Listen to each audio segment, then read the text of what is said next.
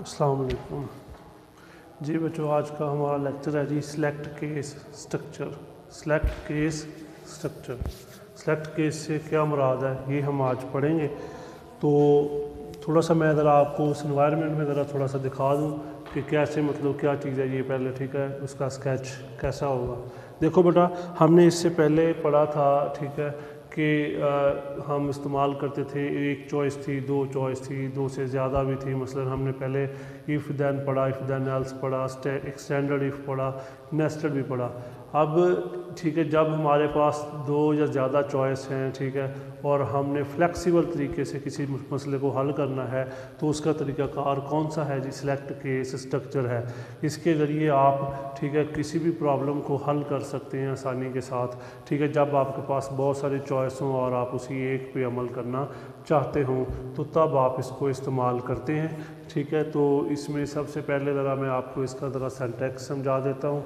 Syntax में देखें, हमारे पास सिलेक्ट केस, आगे एक्सप्रेशन है, ठीक है। अब एक्सप्रेशन क्या होती है, ठीक है। एक्सप्रेशन बेटा कोई भी, ठीक है, हमारे पास मसलन देखें ज़रा, ए ग्रेटर देन बी, ए लेस देन बी, या ए प्लस बी, ए माइनस बी, ठीक है। इस तरह की जो चीज़ होती है हम उसे एक्सप्रेशन कहते हैं। जो ऑपरेटर प्लस ऑपरेंड का मजमूआ होता है, हम उसे एक्सप्रेशन का नाम देते हैं।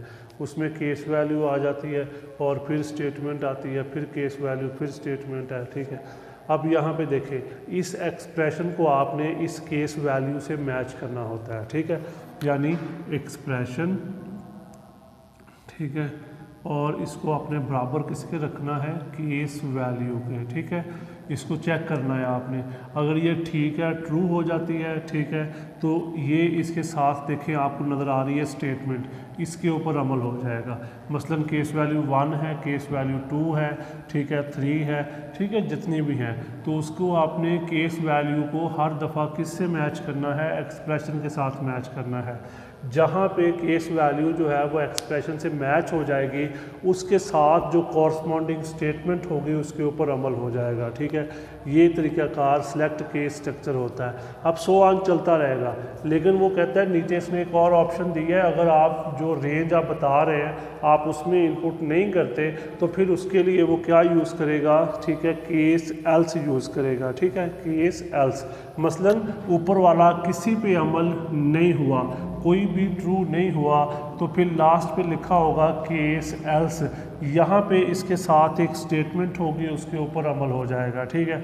और लास्ट पे आपने उसको बंद भी करना है, जो चीज़ स्टार्ट करनी है उसको लास्ट पे एंड भी करना है, ठीक है। ये तरीक़ाकार होता है इसका जी सिलेक्ट केस स्ट्रक्चर का। अब यहाँ पे देखिए, हमारे पास 1 2 3 4 जितनी मर्जी ले लें, ठीक है। तो मतलब क्या हुआ कि हमने इसको ऐसी सिचुएशन में यूज़ करना है जब आपके पास बहुत सारी चॉइस होती हैं, ठीक है। वो कहता है जी select case statement is another conditional structure, यानी एक कंडीशनल स्ट्रक्चर है जब आपने कुछ शर्त इस्तेमाल करनी है। It is use for checking the result of a single expression with multiple value. Single expression को चेक करता है मल्टीपल वैल्यूज़ के साथ। The expression is evaluate at the top of the structure and it's result is compared with different values. If the result match with any value, the corresponding block of statement are execute, ठीक है। मसलन देखें, ये case value पहली थी, इसको expression से match किया, नहीं हुआ, फिर आप यहाँ पे आ गए। मतलब क्या होगा कि हर केस वैल्यू को एक्सप्रेशन के साथ आप मैच करेंगे, जो मैच कर जाएगी उस पर अमल हो जाएगा, जो मैच नहीं करेगी उस पर अमल नहीं होगा, ठीक है। इस तरह आप उसको इस्तेमाल करेंगे, ठीक है, केस वैल्यू, ठीक है, सिलेक्ट केस एक्सप्रेशन। तो इसमें हमारे पास आ जाएगा। अब अगर किसी पे अमल नहीं होता तो लास्ट पे केस एल्स पे अमल हो जाएगा और लास्ट पे आप एंड सेलेक्ट यूज़ करेंगे। अब यहाँ पे ना जी कुछ लफ्ज़ हमने लिखे हैं जी, जैसा कि सिलेक्ट केस लिखा है, ठीक है, केस एल्स लिखा है हमने, ठीक है, ये चीज़ें, या एंड सेलेक्ट लिखा है, ठीक है। तो ये ठीक है, और इस तरह ये वाली चीज़ और ये वाली चीज़, ठीक है। ये सारे जो हैं इन सब को आपने क्या कहना है?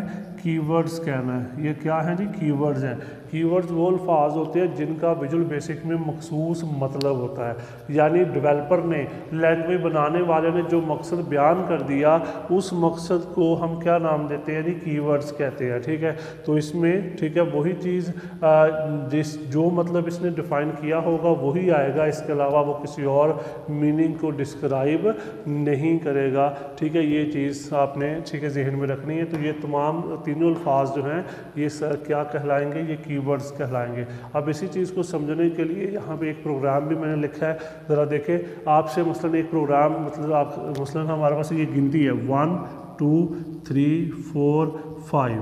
ठीक है, आपसे कहा जाए कि जब आप 1 लिखें उसके कॉरस्पॉन्डिंग ना उसका अल्फ़ाबेट लिखा जाए।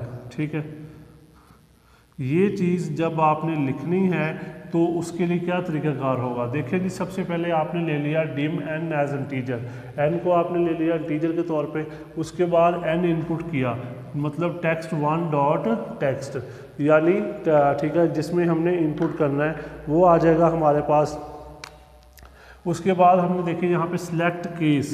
अब एन जो है, एन से मुराद ये क्या है, एक्सप्रेशन है। ठीक है, यानी जिसमें क्या होगा हम इसको एवेलुएट करेंगे, यानी इस एन को अब हमने ठीक है केस 1 इसके साथ मैच करना है। ठीक है, अब फॉर एग्जांपल हमने एन जो है वो इनपुट किया 3।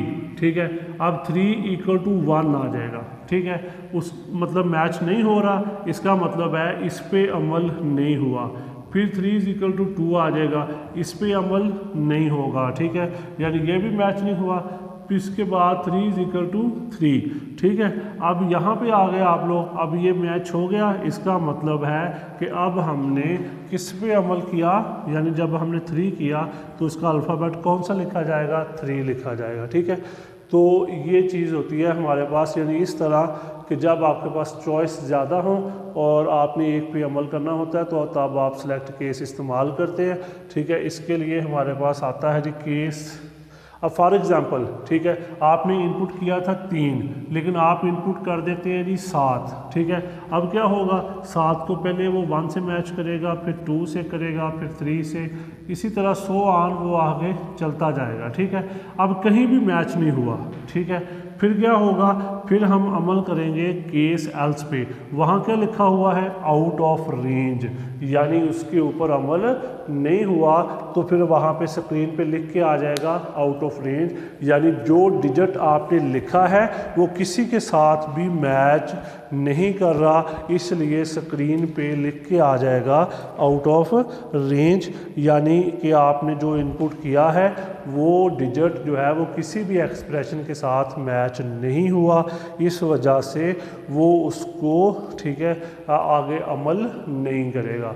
तो मतलब क्या हुआ कि सिलेक्ट केस स्ट्रक्चर एक ऐसा अमल है, ऐसा एक स्ट्रक्चर है जिसके ज़रिए जब आपके पास बहुत सारी चॉइस हो और आप उनमें से किसी एक पे अमल करना चाहते हो तो तब आप क्या यूज़ करेंगे, सिलेक्ट केस स्ट्रक्चर यूज़ करेंगे। ठीक है, तो इसमें हमारे पास ठीक है काफ़ी ज़्यादा आसान तरीका है। ठीक है, ये इस्तेमाल करना। ठीक है जी, ये मैंने आपको सिंटैक्स भी समझा दिया और साथ में इसका प्रोग्राम भी समझा दिया। ठीक है जी, ये आपने अच्छे तरीके से कर लेना है। अपना ख्याल रखिएगा। अल्लाह हाफिज़।